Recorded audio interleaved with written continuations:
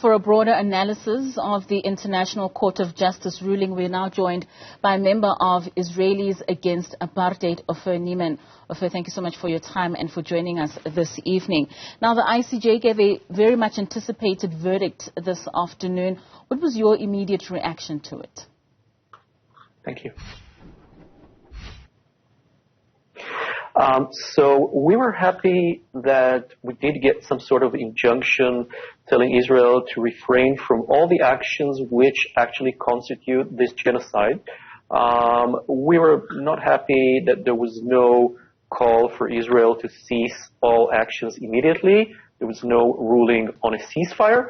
But we think that the court ruling on all these actions that constitute a genocide currently in Gaza can help our effort for a ceasefire and, in the long run, our campaign to end Israel's occupation and apartheid.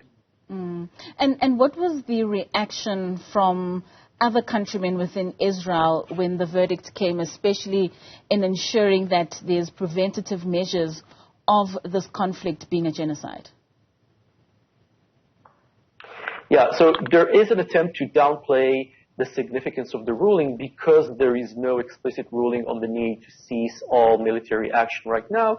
So some people are trying to spin this as an achievement for Israel. And there is also an attempt to argue that there is an anti-Semitic campaign singling out Israel, especially blaming South Africa, and this is what we've just heard basically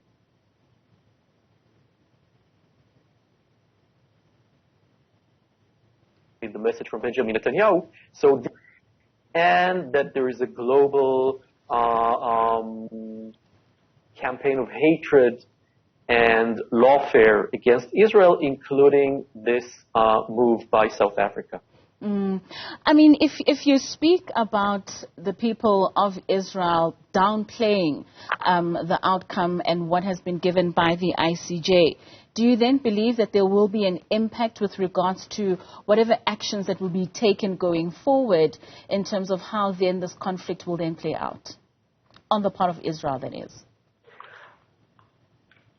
I think that Israeli elites, Israeli decision makers, experts at the Israeli Ministry of Foreign Affairs and the Prime Minister's office, they realize that there is a problem with respect to international law. This ruling is significant. And if Israel doesn't change its course, we are likely to see more and more legal actions throughout the world against Israel for war crimes, for crimes against humanity, and for genocide. So I think that Israeli decision makers are aware of that, and they are also aware of the fact that supportive Western governments, complicit, unfortunately, Western governments, will find it harder and harder to support Israel, considering this clash with basic principles of human rights and international law. I mean, there were protests held in Israel yesterday with some citizens calling for food and aid not to be sent to Gaza, claiming that weaponry is used to be snuck in when that food and aid is trying to make its way to some of those residents in Gaza. But of course, we do know that it's Israeli soldiers that are at the security posts checking when this aid is coming through. With that, do you believe that the call to protect the rights of Palestinians will be heeded when you do have some Israelis that are calling for basic necessities such as water not to reach Gaza? So there are two camps within Israeli society, and we're seeing more and more tension between these camps, similar to what we had during the protest against the so-called judicial reform earlier this year. So true, we have the right-wingers who are trying to block aid to Gaza, and it's even worse perhaps than your description, because some of them are just saying, regardless of whether there are weapons going in through these trucks, which is ridiculous, that's obviously a lie, they don't want food to reach Gaza. They think Gazans should starve until everyone surrenders and the captives are brought back and so on. But there's also another camp, the liberal camp, and these are people who are increasingly supportive of a ceasefire and an exchange deal with Hamas.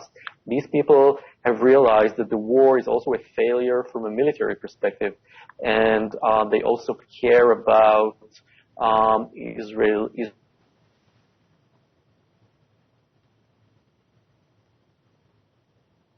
Israel's economy and the future here, are much more supportive of a ceasefire and an exchange deal.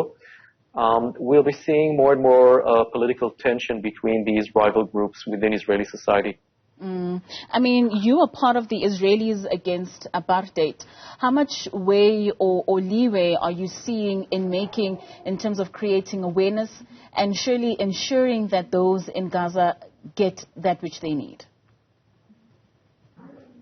So we need an international campaign. We shouldn't count on Israeli public opinion, to deliver aid to Gaza, to end occupation and apartheid. Of course we shouldn't.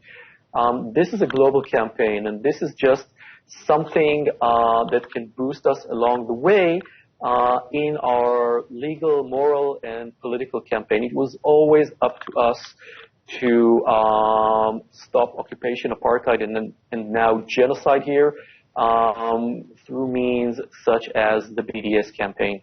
I mean, the Prime Minister of Israel has come out to say that Tel Aviv will continue to defend itself against Islamic resistance movement Hamas. And of course, they have now been given a month to come back and report with what they have put together as a plan in terms of protecting the rights of Palestinians.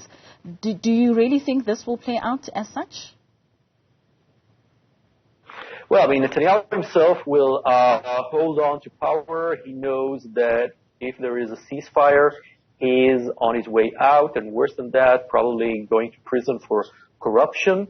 So I think Netanyahu is hooked on war at this stage. He will also try to drag the United States and the West into a broader conflict in the Middle East.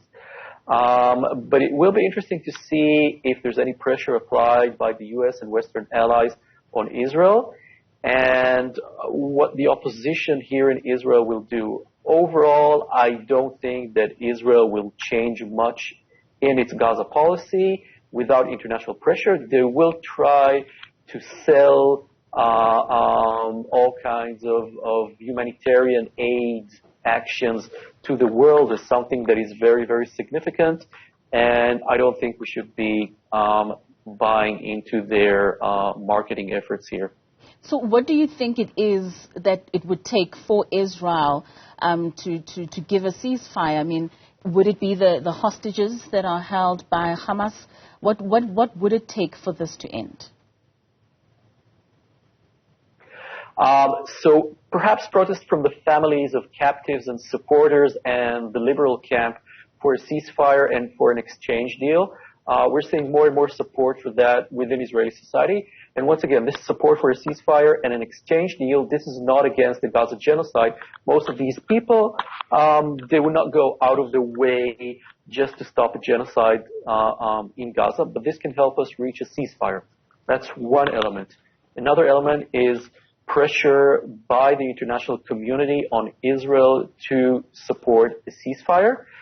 But it's going to be very, very hard, again, because Netanyahu himself is a major part of the problem. He will hold on to power, meaning war, as long as he can. All right, Ofer, thank you so much for your time and for your analysis.